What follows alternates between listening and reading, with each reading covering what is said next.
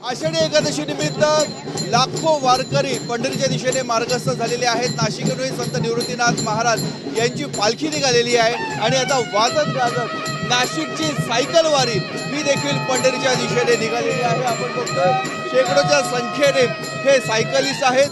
3 दिवसाचा प्रवास करून ते पंढरीला जाणार आहेत। माजी पोलीस अधिकारी हरीश पैजल आपल्यासोबत आहे। सर, वारी निघालेली आहे पंढरीच्या दिशेने, पुन्हा एकदा सायकल वारी निघते पंढरीच्या ही आता 13वी वारी आहे नाशिक ते पंढरपूर। आणि या वारीमध्ये आता दुसरं रूपांतर असं झालंय की एक तर सायकल रिंगण दरवर्षी आता करायला लागलो पंढरपूरला। त्याचबरोबर तिथे पूर्ण महाराष्ट्रातनं जवळपास 90 ते 92 सायकलिंग क्लब्स यामध्ये सामील झालेले आहेत आणि सगळे मिळून तिथे सायकल रिंगण करणार आहे। एक अभूतपूर्व सोहळा हा पंढरपूरला होईल।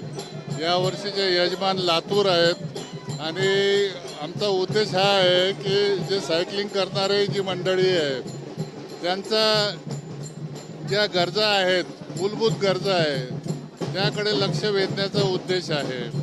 आणि सर्वांना या वारीसाठी मी शुभेच्छा देतो, सर्व नागरिकांना शुभेच्छा देतो। धन्यवाद। उत्साह दरवर्षी वाढत चालला आहे। उत्साह निश्चितपणे दरवर्षी वाढत आहे। जे 2012ला 8 लोकांपासून सुरुवात केली होती, आता यावर्षी नाशिकमधूनच किमान 1000 सायकलिस्ट जात आहेत आणि निश्चितपणे उल्लेखनीय वाढ आहे ही।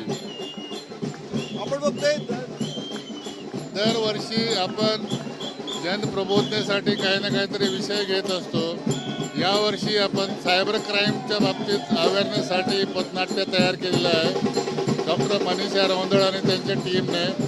आणि उद्देश हा आहे की ज्या ज्या ठिकाणी हे लोक थांबतील त्या ठिकाणी सायबर फ्रॉडबद्दल लोकांना जागरूक करावं। आपण बघतोय विठू नामाचा गजर तर केलाच जातोय, मात्र प्रत्येक सायकलवर अशा पद्धतीने सायबर सिक्युरिटीचा संदेश देखील दिला जातोय। नागरिकांनी काय काळजी घ्यायला पाहिजे, कशा पद्धतीने गुंतवणूक केली पाहिजे या संदर्भात देखील माहिती दिली जात आहे। पोलीस आयुक्तांच्या माध्यमातून, पोलीस विभागाच्या माध्यमातून देखील या वारीमध्ये खारीचा वाटा हा उचलला जात आहे। कॅमेरामन किरण कटारेचा मुकुल कुलकर्णी, एबीपी माझा, नाशिक।